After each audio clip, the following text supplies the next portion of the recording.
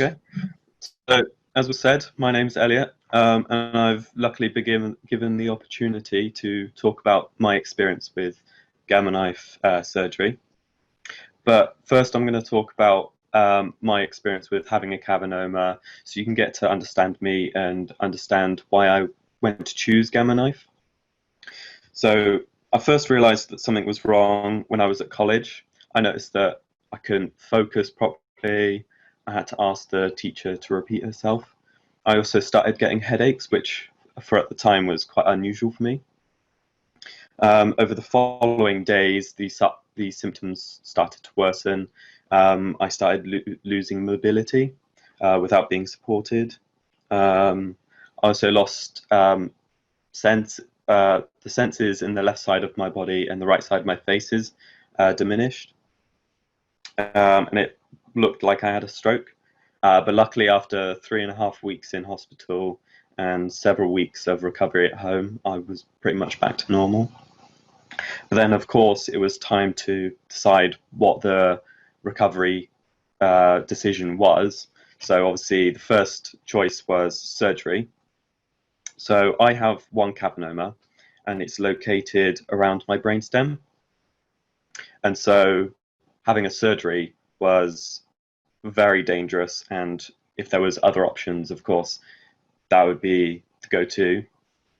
The other one was leaving it and sort of having annual checkups. And I had a consultation at, was it Sheffield Hospital, at one of the Sheffield hospitals. And they mentioned because it had already bled, it was very likely to bleed again. And so it was they were very insistent in me having the gamma knife because I was 17 at the time of my bleed. So during my lifetime, it was very likely to bleed again. And so, one sec.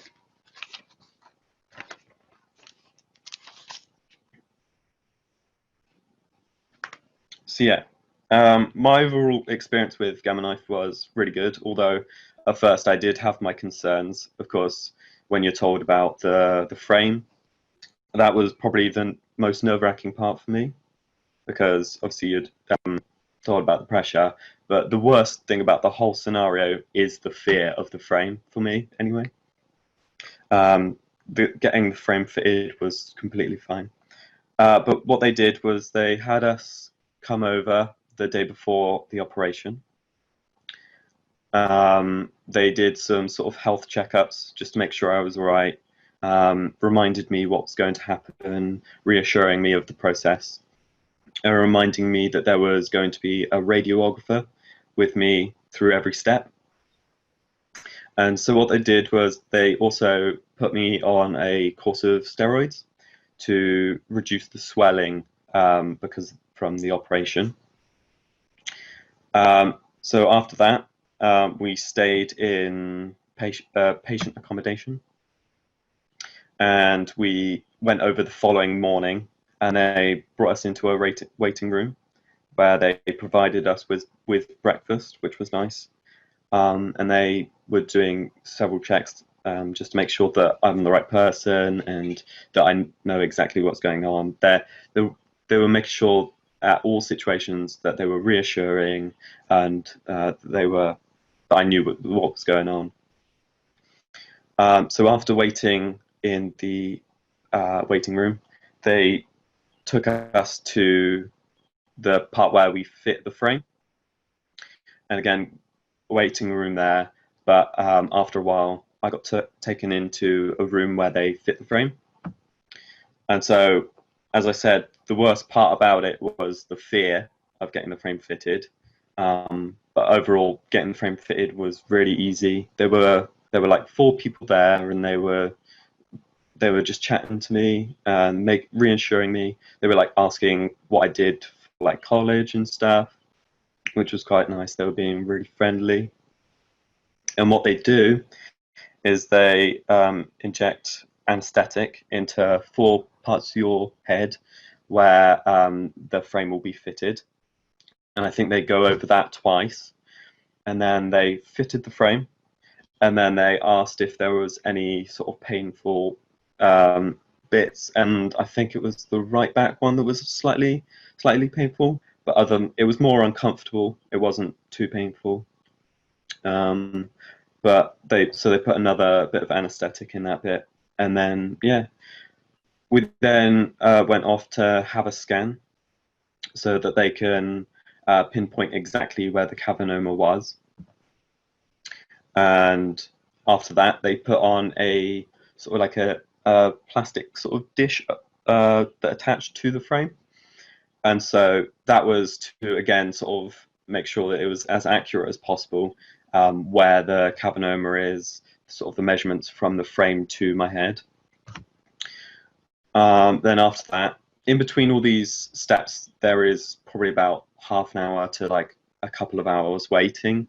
So I made sure that I had brought a lot of entertainment with me. So then we went down to the gamma knife surgery area, again waited in the waiting room.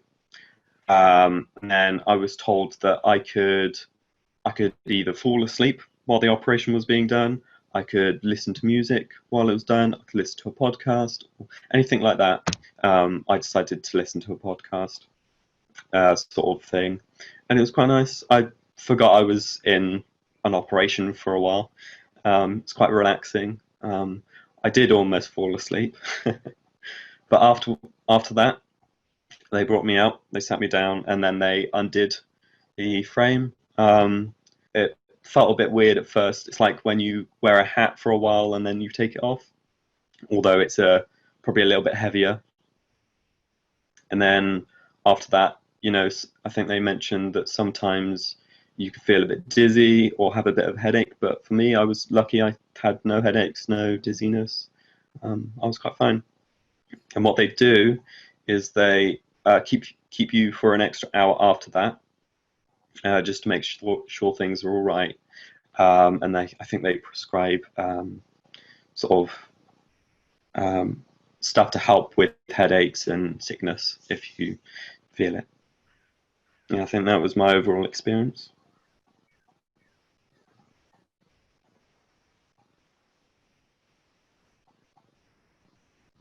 Has anybody got any questions they'd like to ask Elliot? Thank you for that. It was really interesting. Can I ask a question?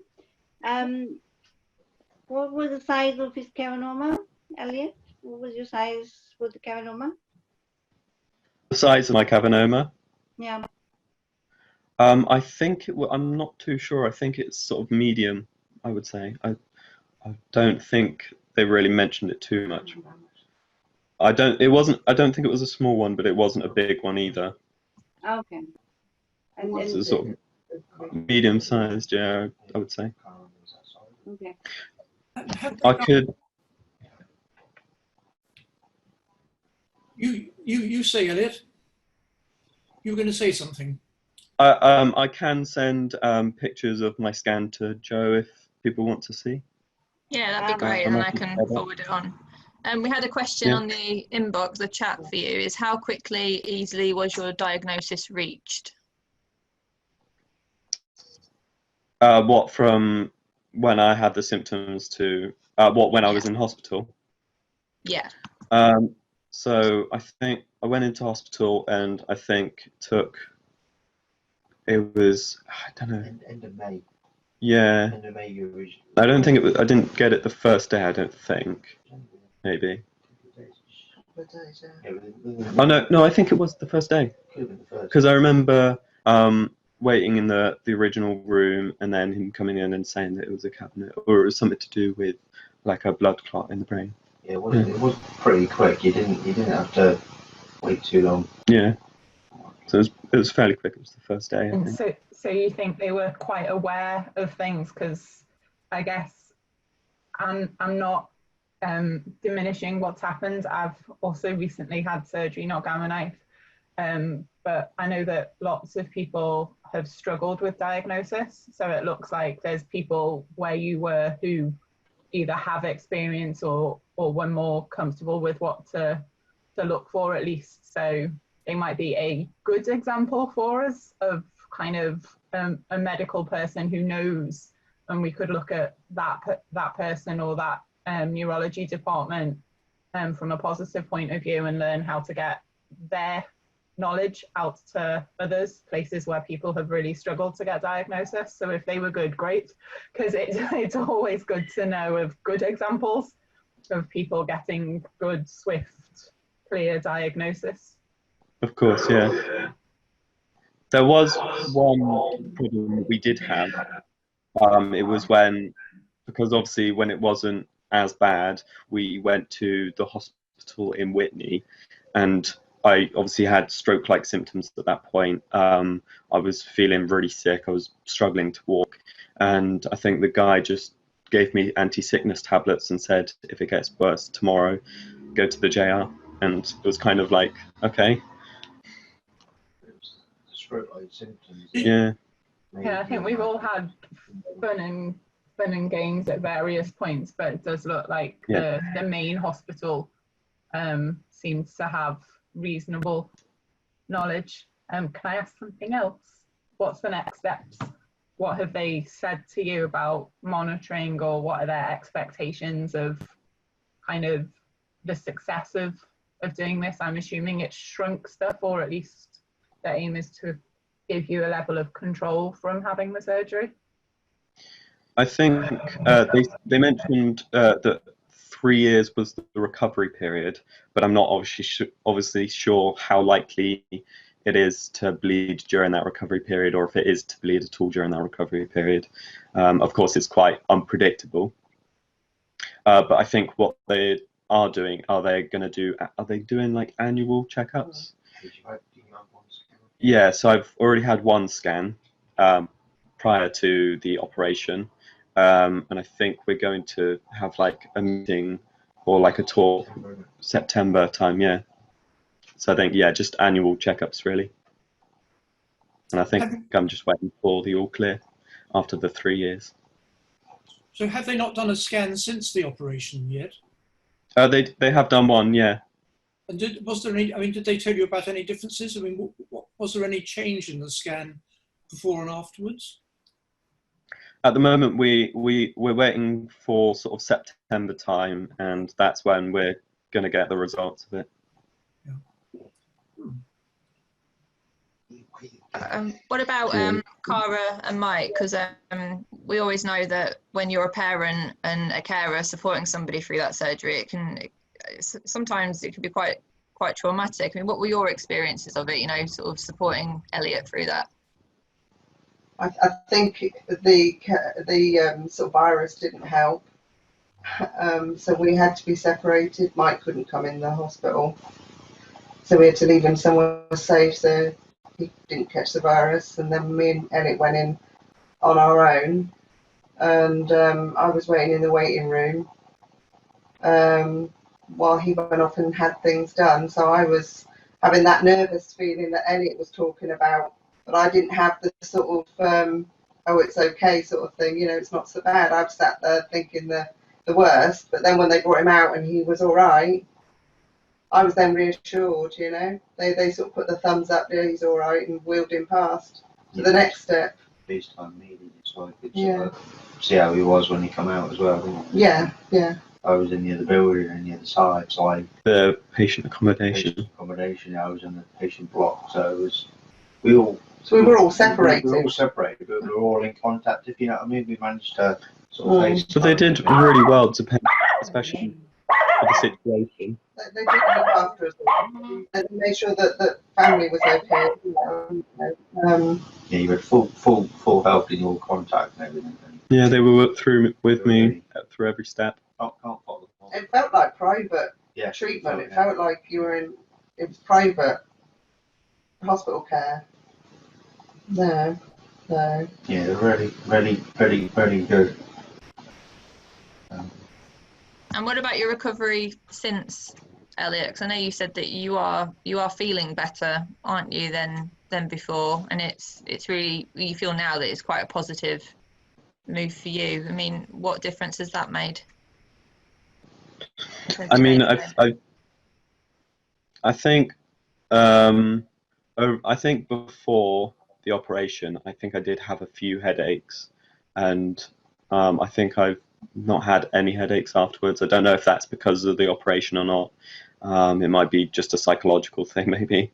But also, you know, I feel more positive about it as well, because I know that it's sort of not sorted necessarily right at the moment, but it's almost sorted, I guess.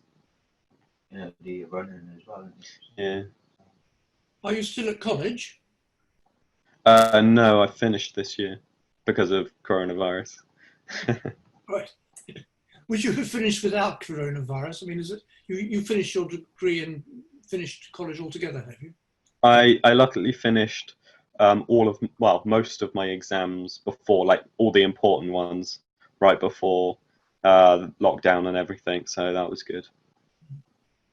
And what, I mean, are you able to work now? And what's the future in that sort of connection? Yeah, I think because the operation wasn't what's the word I'm trying to think of? It wasn't invasive. That's the right one. Because it wasn't invasive, it's not like a very long recovery. The only thing that I have to worry about is sort of my left leg, because it's slightly numb because of the bleed, like the initial bleed. But that's basically the only thing I can. They haven't said that I can't work or anything, so I'm quite lucky. Yeah, brilliant. That's your next project. Yeah. He's positive. It's good. Yeah. Very positive. And so is it? I mean, when you see somebody now, do you see a neurologist or do you see the gamma knife people? Who are the people who are sort of officially treating you at the moment? Neurosurgeon. I think it's the neurosurgeons. Yeah, we don't Sheffield. have Neurologists. as far as we know at the moment we're doing, unless I suppose anything happens. But Is that the people in Sheffield? Because you said you, I mean, you're from Oxfordshire, are you? Is that, if I got that right? Yeah. And so would you go to the Oxford hospitals or the Sheffield hospitals in future? It's the it's the neuro doctors at Oxford Hospital, the JR. Right. That's when I had my follow-up scan. Yeah. Can I ask a question? Do they only do gamma knife in certain hospitals in the UK then? Yeah. yeah. So that was a problem. Compared to go to Sheffield, it was what 3-hour drive. So. Right. There are just two places that gamma knife is done on Cavernoma. One's Right. the Sheffield Laboratory Hospital where Elliot went, and the other's at the Queen Square in London, the National Hospital. So, of course, I've had an amazing experience with gamma knife. It went all well for me, but I always suggest, as I think you said at the beginning, always consulting the professionals and at least going for a consultation down in London or where I had mine, Sheffield, that's one. Because obviously they'll know your specific situation and be able to judge based on their professional knowledge.